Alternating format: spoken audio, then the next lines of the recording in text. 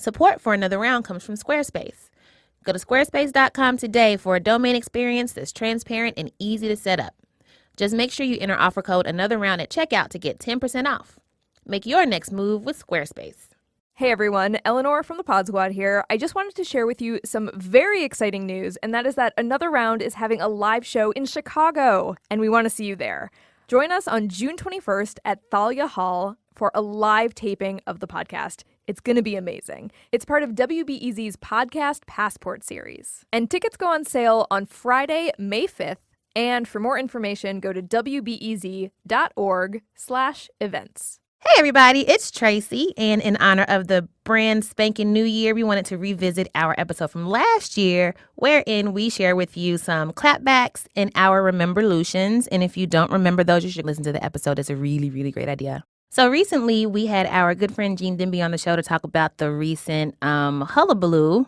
Is that a hullabaloo? Hullabaloo between Margaret Cho and one Miss Tilda Swinton. And we thought that since we just had that discussion, it would be cool to rerun the episode where we were talking to Margaret about race and her job and being in the entertainment industry and so many other things. In the meantime, we are working on some really, really, really fun stuff for the year. I'm excited. Heben's excited. The entire Pod Squad is excited. So please enjoy this vintage episode. Sit back, relax, relive it. It's really, really good, I promise. And we'll be back with some new stuff for you for the new year next week. Can't wait. Hi, everyone. I'm Heben. I'm Tracy. Or you sound unsure about that. And welcome to Another Round with Heben and Unsure.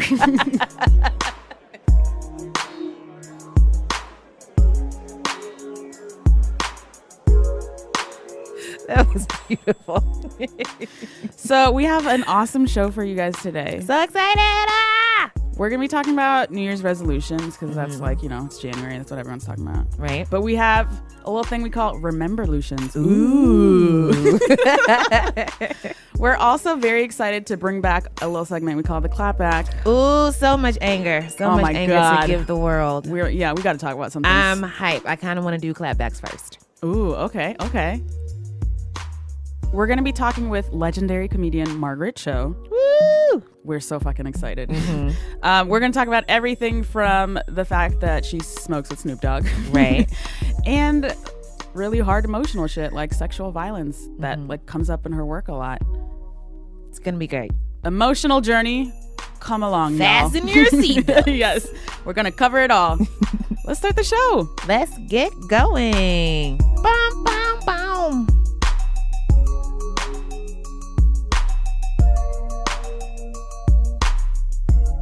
So we're going to start 2016 with a clapback. We're already just going off. Let's just set the tone Tracy, of this year. It's been so long since we've done clapback. What is this segment? This is where we just clap back at shit that deserves to be clapped back upon. What are we clapping back upon? I am clapping back upon McDonald's supposed all-day breakfast. Oh, my God. How dare you? What happened? So, you remember when everybody was like, oh my gosh, breakfast all day is going to be great. It's going to be wonderful. First I was of all, excited. yeah, why did it take so long? Right. That McDonald's was stupid. breakfast is like the best thing they offer. Right. And it's really good. Like sometimes you're just like, man, I wish I had a hash brown, but it's 4:00 in the afternoon. Yeah. I got to wait until tomorrow. And I'm probably going to sleep too long because they stopped serving breakfast at like 7 a.m, which is stupid. So they're like, hey, all day breakfast is going to be great. I'm excited. Mm-hmm. I take my little black behind to McDonald's at like, maybe it was like noon or so. I'm like, not even wild crazy. Right. It's still a reasonable time to be having breakfast. And I'm like, let me holler some hash browns. And I really wanted a McGriddle. McGriddles are so good. And do you know what they told me? I think they are horrible. I need a minute. The texture of that bread is like offensive to bread. It's like a pancake. Oh, anyways, gosh. I'm not gonna yuck your yum. Thank you.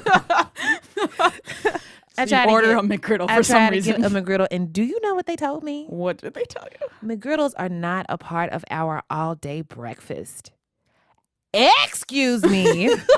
What do you mean? And then she points to this little menu thing on the counter. She was like, this is all we have. And it was like hash browns and like those little weird burrito things, which I actually really like.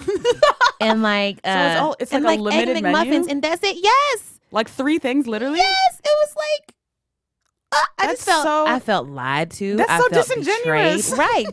Just don't even bother. But like McDonald's never had shit. Never. Like ever. every summer you go to get ice cream, it's like, oh, I'm ice cream sorry, machine the ice don't cream work. machine broke. What? It's summer. Do you guys want business? Fix it. Right. I was just so angry. Not angry enough to not go back and get breakfast again at a later time. But I didn't smile when I was ordering.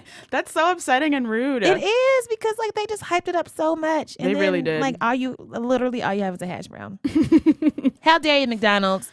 Either do it right or don't do it at all. Go hard or go home, McDonald's. Yes. And then somebody told me that whenever somebody who used to work at a McDonald's when they were younger was like, yeah, whenever they tell you that the ice cream machine is broken, they just don't want to clean it. Get your shit together, McDonald's. Oh my God, I hadn't even considered that, but that's definitely what's happening. They are a legacy of lies. That should be their Cheeseburger and fries, more like cheeseburger and lies. Get out, Tracy. Get out. In conclusion, get your shit together, McDonald's. Clapped back on McDonald's. I feel better. I've been holding that in for a while. Well, since they started all day breakfast, quote unquote. Okay, Heben, who are you clapping back upon? Men.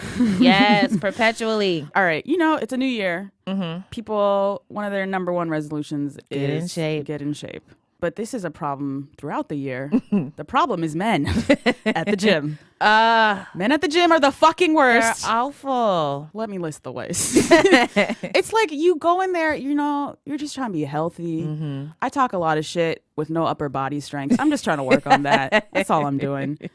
I'm living my life. Mm-hmm. And then like you can just feel the gaze. Yes. Whenever you're doing anything. It's awful. I feel like there's very rare situations where we should be even talking at the gym.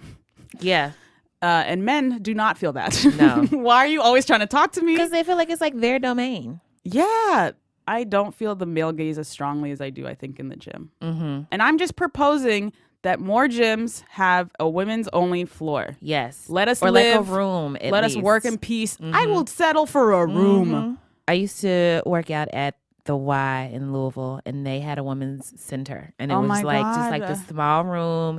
It had like all your basic machines, had some free weights, and like a little yoga ball thing. I don't think it's called a yoga ball, but it was great. It was always empty. I would come in, I would do my little shit, and then I would leave.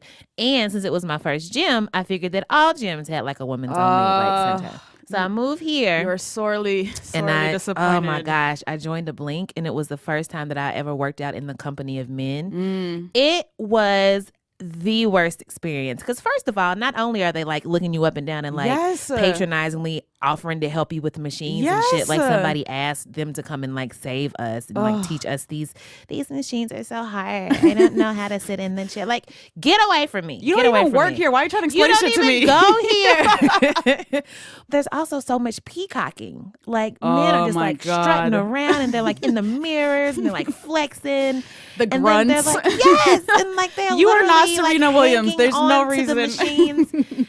And it's just the worst. There's like Curves, which is like the women's gym, but there's not enough locations for that even to be a viable option. Also, Curves kind of sucks. It Seems like a very suburban white mom everything thing. is pink. Yeah. I was like, y'all, this is a lot. I just want a Yeah. different space. Yeah, no, I feel like it's super easy to have a women's only floor it is or section, and like that would help your business, gym owners. Listen to me. I just want to be healthy. Uh-huh. I'm not even And trying not to do be anything bothered. crazy. Yeah. I've been thinking so much about every single place in my life where I just am trying to live, literally just exist is And the men just primary get in goal. the way. Yes, and men just get in the way. They just try pop to up like, live. oh, I see you're trying to mind your business. I see you're just trying to live. How can I impede on this? I don't even know if this is a clapback, more a weary, resigned sigh. Just please do better, gyms. Gyms get it together. Men get it Men, together. Like, as I usual, just get it together. Don't be this way. Well, yeah, just mind your business. Leave us alone. Leave us Let alone. me get upper body strength and peace so that I can punch you next time. That's all I'm working on. I'm really working on it, guys.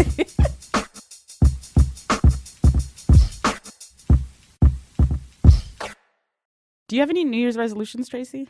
No, I stopped making New Year's resolutions a couple of years ago because I never keep them. And then when I don't keep them, I beat myself up about not keeping them. Yeah. And it just makes me feel shitty. Yeah. So I don't do that anymore. But as of last year, my friends and I back in Louisville, hey Chanda, hey Janelle, hey Deidre, how y'all doing? Okay. We got this idea to make a jar, like a little mason jar, like you decorate it with whatever you want. And the idea is that through the year, you take like a little slip of paper, and whenever something good happens, when you're feeling good about something, you write it down and you put it in the jar. And so at the top of the year, rather than like being like, I'm going to change my life, this is going to be the year that everything changes, you read through all the great things that happened to you over the past year and you just reflect on the good shit that happened, and you just sit and you feel good, and then you're all excited and energized to fill next year's jar with great memories. I'm really glad you made me do this last year. Yes, same. I put a picture of Northwest as my guiding light. Northwest and Blue Ivy. It's like, get me through this year. Yeah. So what are the kinds of things you remember, though? It would be big stuff like we got invited to do the pop-up tour. Like I wrote that down and put it in there. And then when we finished it, I wrote, I thought I was going to die several times, but I did it and I'm so proud. Yes. And then like also smaller stuff like I came to work today and I didn't want to, but I did it anyway. Yeah. Or I'm wearing like some dope socks and I feel like really warm and fuzzy and it's a good feeling. Like just something that I want to remember. Oh, that's beautiful. I highly recommend it because revolutions are great. Resolutions are hard. Resolutions, however. I've learned the trick with resolutions is you have to keep them super, super small and manageable. Yeah, you know what? I lied a little bit. I did make a resolution last year, and my resolution was to use an emoji. Because I didn't and now use emojis. You're killing the emoji game. Sometimes I will use 3 emojis in one. Look at you. Look at me. Crushed that resolution. I crushed it. One of mine was to take more selfies. Just there was a year, this wasn't recently, there was just a year I realized I didn't have that many pictures of myself. I was like, what happened this year? It's like, you got to do better. You got to see how dope you look every day. Yeah. You don't even have to post them. You just take the picture. Take 'em. That's a very manageable resolution. Yeah, I'm definitely highly team recommend selfie. it. That's a good resolution. So yeah, we highly recommend making a rememberlutions jar. There's a post about the rememberlutions jar process on BuzzFeed.com. We will share that with you all if you follow us on the Twitters. If you look at that post, the one with Blue Ivy is mine. So make a rememberlutions jar for this year and tweet us pictures. We want to see like how you decorate them. Yes. Mine just had like little sparkly things on it. I took some letter sticker things and put everything is okay on mine. And it's kind of cool because since the jar is clear and the stickers are like silver, you can't really see them until the jar gets filled up. Oh my God, Tracy. My jar is so dope. So tweet us pictures of your jars and buy some pretty paper to write down all of your good feelings and accomplishments on this year.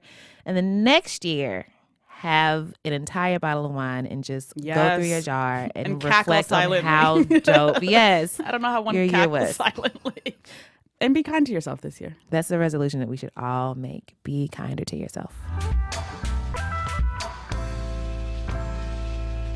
All right, so we will be back in a second to talk to the legendary Margaret Cho. But first, can we get some refills? We're going to get more drinks. Support for Another Round comes from Squarespace.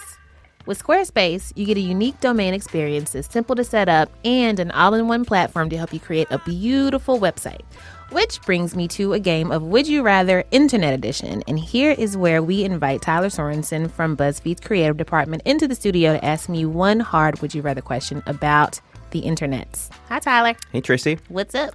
Not much. I have your question, though, if you want to answer that. Let's do it. Here it is. It's, would you rather your employer see your search history or your parents? Easy answer. I would rather have my employer see my search history because I can blame it on working for a company as strange as BuzzFeed. Like, oh, I had to look up this very embarrassing thing because I'm researching it for a post. But I would have no excuses for my mom. I mean, I guess it could have been just be like, no, it's for work. So you don't really care who I sees don't care. it? Okay. Show it to the world. Get your unique domain today at squarespace.com. If you sign up for a year, the domain is completely free, and you can also save 10% off your first purchase with the offer code Another Round, as in the title of the wonderful show that you are listening to right now. Make your Make your next move with Squarespace.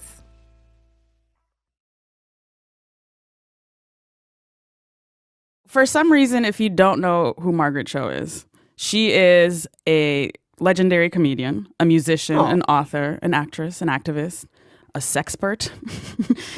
Yes. 3-time Grammy-nominated, Emmy-nominated. You have a new show in development for Amazon called Highland. You're going to be the co-host of Fashion Police for the coming 2016 award season. You have your own podcast called Monsters of Talk. So she does it all, ladies and gentlemen. Literally everything. Yes. Welcome to the show, Margaret. We're so happy. Thank you. That's so nice. Thank you. What a great introduction. Thank you very much. We're connecting with you from London, so this is very exciting. Margaret is drinking wine, even though she cannot be with us in person. She's with us in spirit. We appreciate I know. so Celebrating. We're celebrating our love. Yes. So we like to begin all our interviews. What do you do and why? I am, I think, identified closely, most closely, and I think this is everything. I'm just a stand-up comedian. And then everything else that I do is just another expression of that. So whether it's music or writing or activism, it's really just stand-up comedy. So I kind of just do one thing. Why? I had really very vivid dreams about it when I was very young. And I remember seeing Joan Rivers on television when I was really little and really understanding that that was my job. And I started very young because I had kind of a really difficult childhood, so I wanted to be an adult right away. And I knew that as a performer I was safe, so I had witnesses. So I felt safe on the stage as I did not feel safe anywhere else. So that's kind of why I do it and why I still do it. It's where I am safe, I think. That's beautiful. Yeah. Thank you. So you're kind of far away from us right now, so you can't see us, but we are two brown ladies. How often are you interviewed by women of color?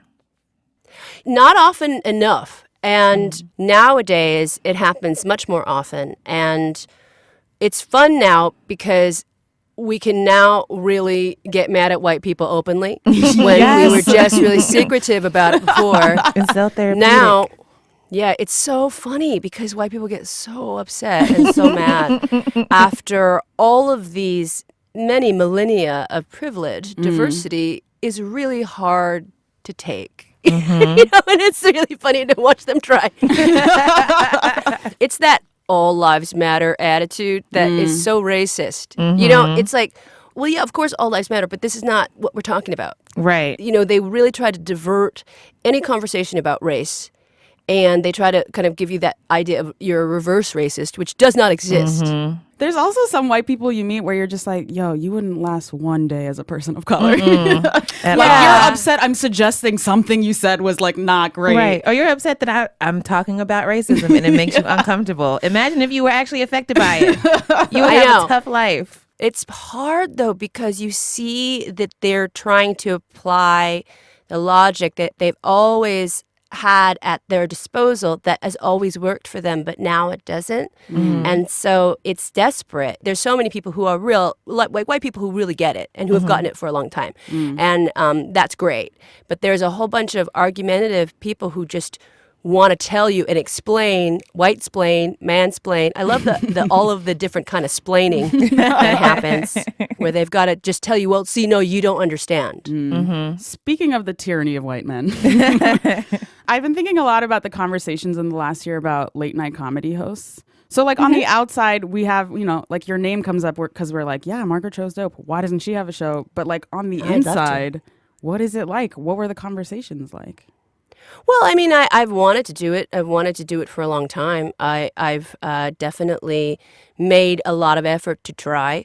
It is an impenetrable world for some reason, even though now we have Samantha Bee's show, and then Joy Behar had a show. I think that this space would be great for a woman. I do believe it's going to be a white woman who does it, which is kind of, it is a white world, that world. I mean, with the exception of Larry and Trevor, I don't know. I mean, and of course Arsenio, which Arsenio's show was great. I loved the Arsenio Hall show. Absolutely loved it. He was great. He is great, and he really took me under his wing. He was my Johnny Carson. But more importantly, I think there's got to be a female presence late night, and I don't know if it will be a woman of color, unfortunately. I mean, I would love for it to be myself or Wanda Sykes. Yes, Who is Wanda. a genius, a bona fide genius. There are other platforms where we are thriving, and that is on the internet. That is, in so many ways, our own place, like whether it's the stand-up comedy stage, whether it's our tours, whether it's podcasting, whether there's so many places for us to shine where we will get seen. So, I don't think that we can rely on these structures that exist within these institutions that have never allowed us to be. Right. So speaking again of racism and white people, I want to talk a little bit about what it's like to be a performer of color in such a very, very white space like comedy. You got a lot of criticism for the impersonation of Kim Jong-un that you did, and it's really interesting because it seems like the people that were most offended, or at least like speaking out about it, were white people. It was all white people. Yeah. So how does like the white gaze affect your comedy? Like making fun of like yourself and your people is like one thing when you do it with your own folks, but to do it in front of the oppressor and like in front of white folks, are you worried about perpetuating stereotypes? Do you worry and wonder a lot about what people think? Do you prioritize it? How do you approach it? I don't know. I think for me, it's just about telling my stories and talking about my life and the experience that I have. I am of North Korean descent, and so when I do an impression of Kim Jong-un or Kim Jong-il or any of these characters, they're not taken from the news or anything. They're not direct, because there is no actual recording of their voices. Their images are so tightly controlled. We've never really heard their voices in the West at all. So I take them out of my family, people I know. So I don't know. I just kind of tell my truth. I'm very close to Dave Chappelle, and he's one of my heroes. And he's somebody that walked away from $50 million because he did not like the fact that white people were laughing at the wrong things. And he's so much integrity. So he doesn't care about the money. He cares about the message and what people are really getting from what he does. I have less integrity than that. I just kind of try. I'm just trying to make a buck. I don't know. I'm also from the old school of like, I'll just take anything. I don't care. I don't have that enormous strength of character to question so much. I wish I did. Maybe someday I'll get there. Same. I don't have it either. I feel like you want me to I wish I did. How much money? We recently talked with the comedian Aparna Nancherla, and she mentioned Oh, she's great. I love her. She mentioned that women comics don't get nearly as many groupies as men do. You've been touring for a long-ass time. What is your groupie situation? There's a certain kind of woman who becomes a comedian, and that's the kind of woman in general who does not care at all about men. There's something about women in comedy. Accurate. And it's like that's why I think there's quite a lot of queer women in comedy, but it's not about queerness. It's really about we just don't care about what men think. Right. And that's really an off-putting thing. If you're talking about other women being interested, I have like female groupies for sure. Yes. And queer groupies for sure. That's a major part of sort of the groupie scene. But when you're talking about heterosexual men, because we don't care, and that is the statement of being on the stage and talking about our lives, that in itself is such a feminist act that it's very off-putting to heterosexual males because by the nature of society and how we are supposed to kind of act and how we're socialized, it's an aggressive act to take the mic. Right. Then when you do have groupies, they're usually very famous, very successful men who are not threatened. Interesting. So you get into like the celebrity realm or the area of where men are very, very accomplished and they don't care that you don't care about them. This is fascinating. I know. Tears.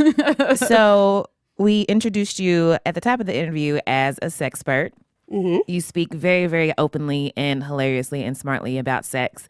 Everyone says that sex gets better as you get older. This is something that I'm very interested in as a 30-plus woman. Do you find that is true? Like, when were you having the best sex of your life? It's a continual discovery. It's back and forth. It's not that you get to a place where, oh, finally, I'm here. It's a constant reconnection. I'm quite a lot older too. I'm 47, so the age that I'm at, it's coming in waves. It's really good, and then it goes away. And the amount of time that I spend not eating right, or not sleeping, or working too much, or whatever, that I don't spend with myself, then it wanes. So it just depends. It gets better when you take that time to make it better for yourself. Women find great satisfaction later in life because they know themselves better. And that's the best part about having a body. You get to know it over time. That's beautiful. Yeah. Yes, thank you. In addition to talking frankly about sex, you also talk very openly about sexual assault and violence. You made a new song called I Want to Kill My Rapist with a video that was incredible. The video is so Thank great. you. It features an army of like young girls like training and working out so that they can physically overpower like the rapist in the video. Is amazing. The star, she's I consider her the star. She has she jumps up with the knives. She's a wonderful, wonderful martial artist and an actress, and she put her abuser in prison at 6 years old. Wow. She stood on the stand and put him in prison forever. Wow. It's powerful.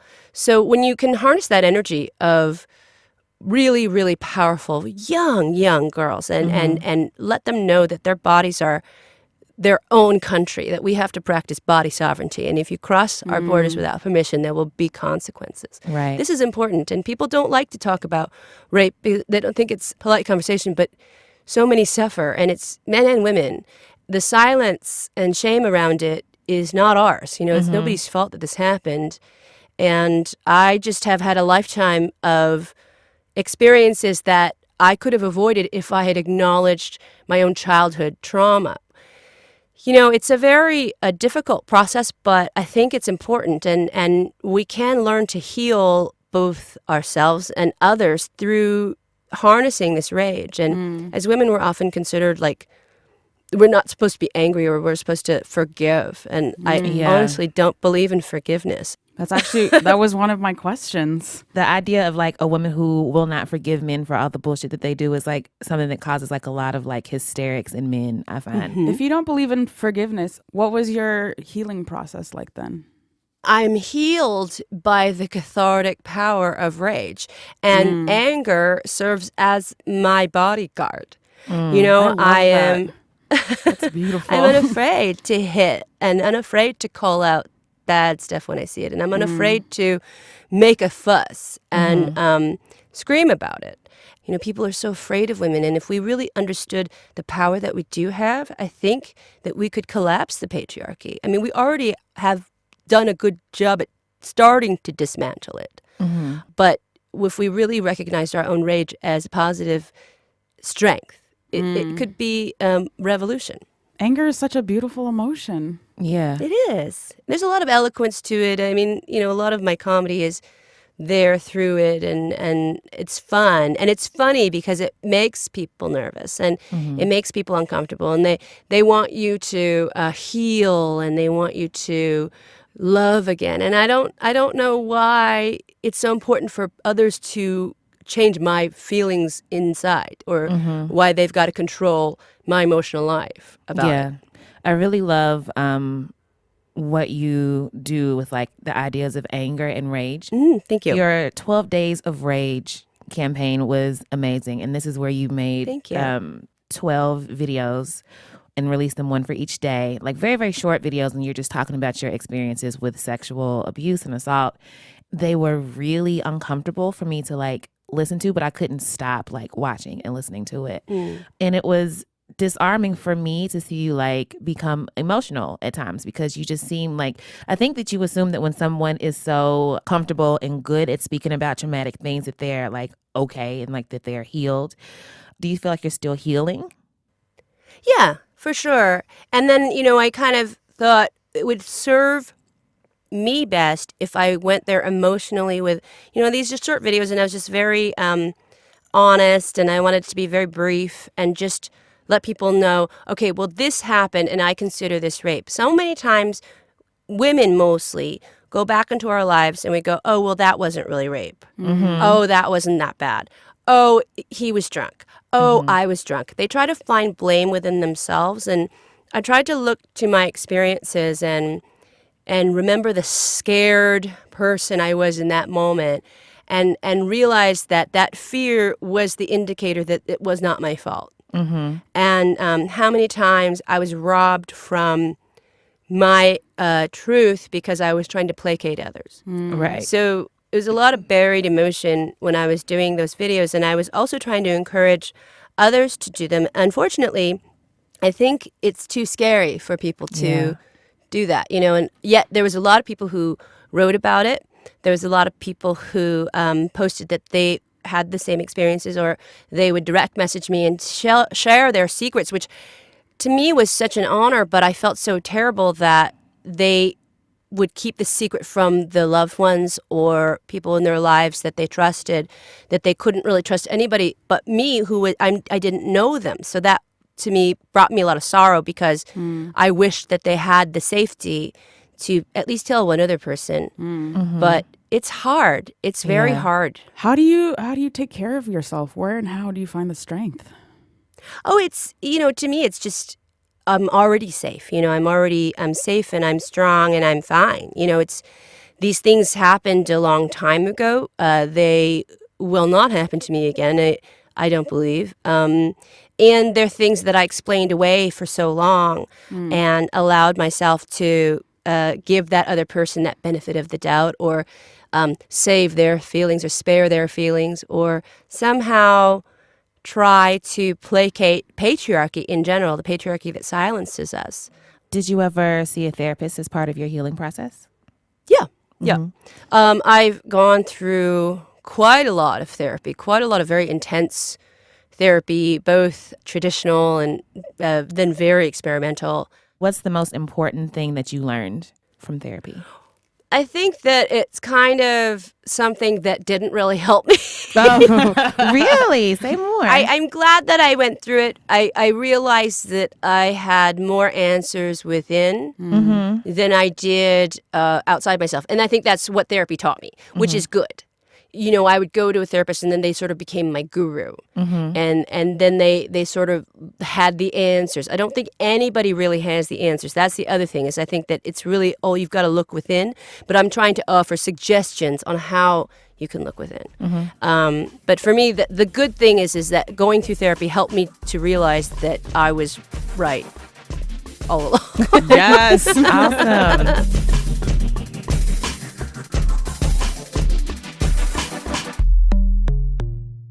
So we have so many more questions about literally everything about you in your life, but we want to switch focus and do our fun rapid fire question segment called Pew, Pew, Pew, Pew. So that's the sound of a finger gun. If you're feeling confused all the way over there in London. I like it. Very, very random. First one is not very weird at all, but you have a ton of tattoos. Are there any that you regret? No. The reason I have tattoos is because I'm trying to reclaim my body from all of the sexual molestation, from all of the eating disorders, from all of the ideas that people put on me that my body was not right somehow and sort of not my own. So all of my tattoos are really symbolic for the kind of body ownership that I needed to really show. So they are kind of a flag, in a sense, of my own body sovereignty in my nation. I have really stupid tattoos too sometimes. I really have dumb ones. I have the presidents on my kneecaps. I have George Washington and Abraham Lincoln on my kneecaps. Why It's so George dumb. Washington? Because it's $6. It's stupid. It doesn't make any sense. I don't know why, but it's just dumb. But that's the joy and beauty of having tattoos. You can have really beautiful, amazing ones. And all of mine are done by the greatest artists in the world. So I have no complaints about the quality of them, but that some of them are really just dumb and funny. Let's circle back to your kneecaps for a second. Would you rather have eyeballs where your kneecaps are or kneecaps where your eyeballs are? I think that it would be hard because you would get kicked in the eye all the time if you had eyeballs on your kneecaps. You know, that's the thing is that you would get kicked but you might see things from a different perspective. But then all that you would see down there would be dogs. Oh my God. Which I like. You're like eye level with dogs. If you're a super dog person, it's optimal. Yeah, that would be cute. Yeah. That would be cute. But then would you have knees as eyes? Jesus Christ. That's kind of weird. Did not think that question that far through. Yeah. So we're just going to move on to the next question. So who do you like to smoke weed with? I love to smoke with John Roberts. Oh, and I do love to smoke with some people who are very famous, but I cannot say. Oh. No, this is a safe space. No one will hear this but our nobody will hear thousands of listeners. Did you mean John Roberts, the Supreme Court Justice? No. John Roberts. If only. That's what I thought. No. He's the comedian. He's a wonderful comedian. He's on the show Bob's Burgers, and he does Don't mind me. Don't mind me. Called the Tree. He's very funny. He's one of my best friends. So he's my ally. I love to smoke with Snoop Dogg. Who is not Everybody secretive loves about it. to smoke with Snoop Dogg. I know. What do Well, you he talk likes to about? roll. He's a Ooh. roller, so he only takes about 1 or 2 hits off the joints that he rolls, which are very long and very thick. And he has his own strain now, but before he exclusively smoked Wiz Khalifa's strain, which was very, very strong. What is your favorite format of weed? I like the way that Snoop does it, where Snoop will turn the joint into his mouth and then he will blow the smoke out right into your nostrils. Ooh. It gets you really high because your nostrils, there's far more receptors and it goes straight to the brain. That I appreciate about Snoop. Yes, Snoop. Can you let him know we want to smoke with him? Yeah, he would love to. I'm sure you should have him on because he's really a brilliant guy. He's quite a bon vivant. I feel like you guys just had an entire conversation in Greek. There's so much about weed and smoking that I just don't know at all. It's very specific. Yeah. It's like you know, there's people who do it and people who don't. For me, it's a very esoteric kind of spiritual experience. It's you're kind of breaking bread in a way. It's a sustenance that I don't think is for everybody. There are some individuals who get very upset by it and very paranoid, and it's disruptive to their psyche, and also it can be very damaging to certain individuals as well. I think it's not something for young people. It's not something for people whose brains are not fully developed. It's something that is for the mature person who's looking outside themselves for something else, but it's not for everyone. So don't feel like you need to do it because It's okay, Tracy. Thank you.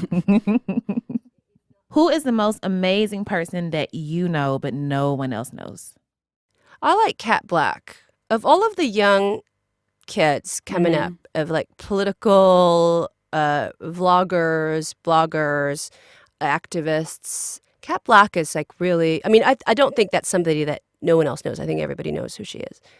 But she's an incredible young trans woman. She's always on everything and talking about race and talking about all of these battles. And she gives so much eloquence and voice to these battles that I have been fighting forever but don't know how to talk about because I'm still steeped in sort of colonialism. You know, I still have one foot in there. You know, I'm still running after the white lady with an umbrella. I'm still part of the Raj. It's very I'm still in Shanghai in the 30s. There's part of me that's still in the old world smoking opium and letting British people do whatever they want. So I think that's also what makes me welcome in these nations that I'm oppressed, but I'm kind of the fun. You know, there's a little bit of me that's a little bit Charlie Chan, but there's a new wave of activism. It's DeRay, it's Black Lives Matter, it's Cat, it's Disoriented Comedy. They do a wonderful Asian American women's comedy festival, and they're all my children. Aww. Cat Black, I think I figure out what I want to fight about when I read her and look at what she's doing. Oh, that's beautiful. It's really good. It's really good because I get a lot of inspiration from young people and I get a lot of hope. I look to younger people to energize me and focus me. Nice. So that I can sort of pull myself out of the patriarchy a little bit. I just have a lot of resentment and the fact that I've kind of grown up in it. And so Same. I need to learn. Yeah. We're all just trying to step outside the parcel of colonialism. Yes. Right. And figure out who we are. But what's great is that they're scared now.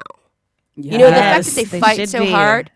We do have media on our side because ultimately we've become the media because of the way that we've seen patriarchy create these structures that excluded us. We went on the other side and became journalism. We became blogging. We became popular opinion.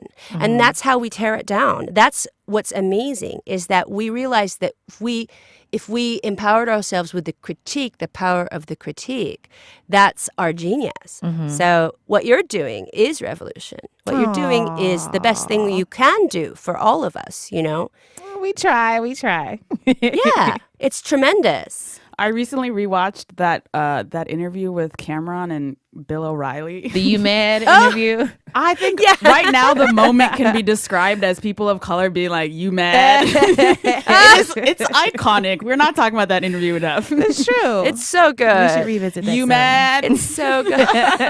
Well, we could even take it back to after Katrina when Kanye said, Yes. Bush does not care about black people. Maybe so that's important. really that was the first shot. Yeah, go off on their own formats. Yes.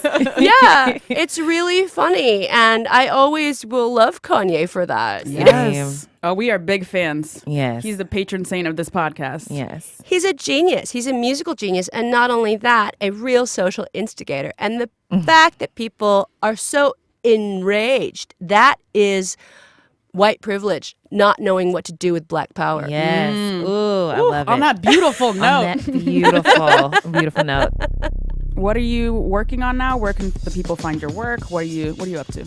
I'm very active on Twitter. That's the one social media thing that I'm sort of always on at Margaret Cho. And I have a website, margaretcho.com.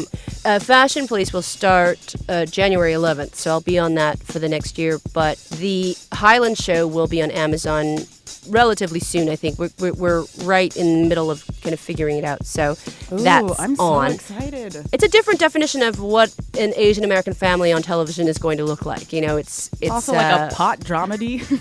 yeah, it's like Dallas, but instead of oil, it's weed. Oh my That's what God. we're experiencing I'm in. California. Yeah. It's the Kardashians or Hempire, Ma'am. I like to call it. Wait, I just So it's got gonna it. be good. I just got it. The Kardashians. Oh my gosh. That's the Kardashians. Awesome. Look out for that on Amazon soon, y'all. Yay. Oh, and I have an album, American Myth, which includes Kill My Rapist and other songs that will be out in April. So that's coming too. Awesome. Thank you so much for Yes. being generous with your time. The next time Thank you are in you. New York, please look us up. I would love to. Thank Please you so bring much. Snoop and some weed. I will. And keep on fighting. You guys are amazing. Thank Aw, you. Thank I you. appreciate that. We need each other. Thank you. Oh, that warms my heart.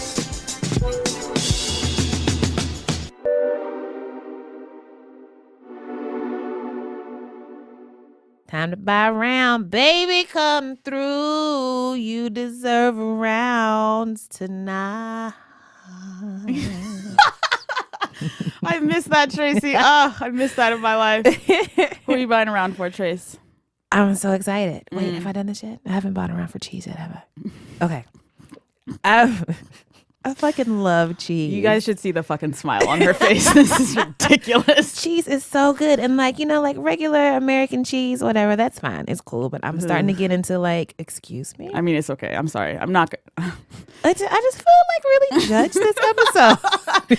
I'm sorry. It's okay. I'm It's sorry. Okay. I'm gonna let your cheese rock. I'm starting to get into fancy bougie cheese. Ooh, look at you. Oh my God. I love a charcuterie board. A charcuterie board is basically just what are the words you just said? So you know how you go to a restaurant and they bring you this little tray of meats and cheeses and No, little I jams don't and know. stuff. Are you kidding? Heaven. Oh my gosh. You think I go to fancy restaurants? I mean, not even fancy Have a charcuterie, this beautiful tray of cheeses that you've never heard of, and they pair it with a meat sometimes, and sometimes a little sweet jam or something. So a charcuterie board is basically Lunchables for adults. Who does not love Lunchables? Okay. I just love it. I love to be given like random slices of cheese. And then they're like, this one has like a nutty aftertone and the texture's a little dry. And I'm like, yeah, I'm into it. I went to this place called Murray's Cheese Bar a while ago. First of all, there is a thing called a cheese bar. Yeah, what is that? They just got mad cheese. And it is so good. And they have like, they call them cheesemongers, the people that work there. Jesus. That's great though. I love that. And like they have like, you can go and like have your cheesemonger pick out like a certain number of cheeses for you to just like try. And so I went there with a friend and we were like, we going all out. We want the 8 cheese special. Oh my God. And like it was such a fun, like it was an activity. We weren't just like sitting down and eating cheese and talking. We're like, okay, let's start with this cheese. How do you like it? How do you feel about it? Try it with the locally sourced honey cream that's on the side. Everything was so good. Murray's Cheese Bar. I want to get married there and also be buried there. Like I want all of my important life events to happen at Murray's Cheese Bar. When I die, bury me inside a cheese store. Exactly. 2 Chainz said that, I believe. He did. He said that and I agree. I see why he did it. Cheese is great. Shout out to cheese. Treat yourself, Tracy. Treat yourself. Everybody go get some cheese. Now. Heben, who are you buying around for? I am buying around for a Slept On album by Emily Sandé. Are you familiar with her? I'm familiar with her name and her beautiful hair. Oh my God. She's so pretty. This British singer. She's way bigger in the UK than she ever was in the US. But she has this really pretty blonde faux hawk. It's not a fro, but it looks dope. Yeah. She's an incredibly gorgeous woman. In 2012, she came out with the album, Our Version of Events. And I think we missed it. We missed that moment. It was like #1 album in the UK. Wow. And it's a great title too. Yeah. Yes. It's a great album. And she like opened for and closed for the Olympics. I mean, like she's a big deal there, but not here. I want to buy a specific round for one song called Wonder. Okay, let me tell you about this song. You know how I don't naturally produce any optimism Yes. about the world. I'm familiar. And I need things to bring it to my life. This is one of those songs. You know how you have your playlist to be like, things are possible? Yeah. Okay, maybe everyone doesn't have that playlist. I have a playlist like that. That is a phrase I repeat to myself a lot. Things are possible. And this is a song on that playlist because it makes me feel like things are possible. Aww.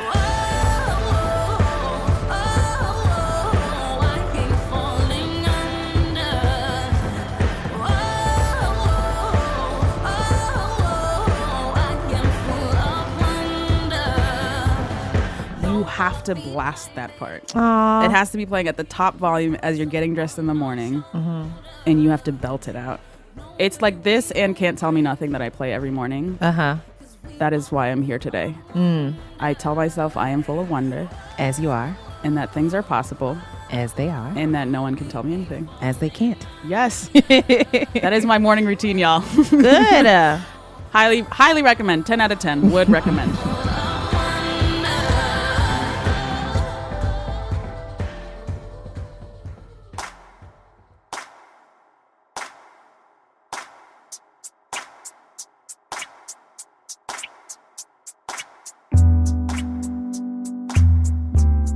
Woo! We did it. What? Sorry. I don't hear any words. We did it. We did it. Again. Yo, thank you so much to Margaret Cho Cannot for chopping believe. it up with us. I know. And she was drinking with us too. Yes. Love it. Love it when people drink with us. Drinking across the pond. Shout out to the Pod Squad. Pod Squad. Jesus Christ, that devolved. Don't know. This podcast. Oh my God, get it together, Tracy. You ever make noises and you're like, what? Who told me to do that? You know, I can't say that I think that frequently. This podcast is produced by Eleanor Kagan, Yay! editorial oversight from Jenna Weiss-Berman, and production help from Julia Furlan and Meg Kramer. Julia. Meg. Shout out to Paul Ruess at Argo Studios. Paul! Thank you to our amazing podcast musicians, Jean Gray and Don Will. You can follow Jean Gray on Twitter at Jean Greasy, and you can follow Don Will at Don Will. Thank you to Optimus Prime. Thank you to the Tracy. I'm sorry. Where did you go? I don't know.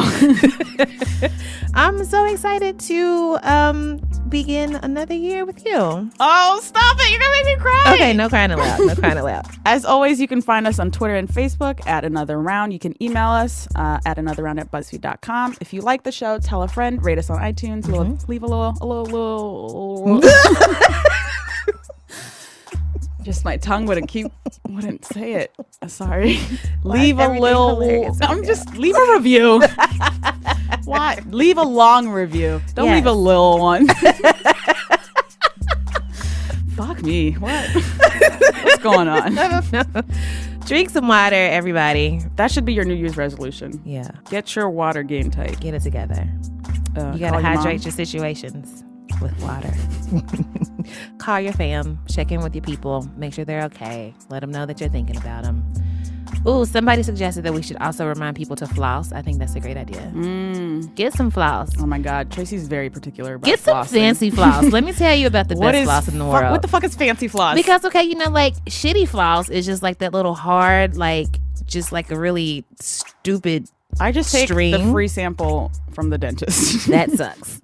Throw that away as soon as you get home. What you need to do is get Oral-B Glide flossing tape. What the fuck is flossing Like tape? it's like a wider strip sort of, and it just like gets more out of your teeth, and it's like minty and stuff. It's real nice.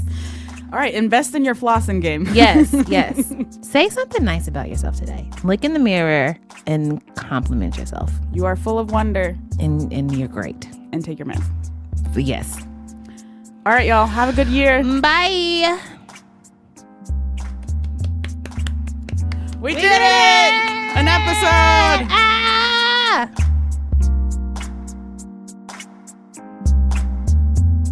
I have a friend also very, very famous who steals Keith Richards' pot because he has the best pot in the world. And we're not sure how he gets it and procures it. And that's how much access she has. She gets it and she steals it and brings it to me. And it's kind of it's lesbian mafia. We're global. We are on private planes and we were smoking Keith Richards' weed. Oh my God, that sounds incredible. That's going to be the name of my band. Yes. Yeah. Did you see RuPaul's Drag Race last night? Of course I did. It blew my mind. It's all I ever talk about, and I can't find anybody to talk about it with, so I am so thankful that you're here. I mean, you have become my RuPaul's Drag Race soulmate, and I am thrilled that we have a new podcast at BuzzFeed called The Library, where this is all we talk about. Here, it truly is RuPaul's best friend race. I could not agree with you more. So join us every Saturday as we recap the latest episode of Season 9 and gag over TV's best reality show. Tune in wherever you find your podcasts.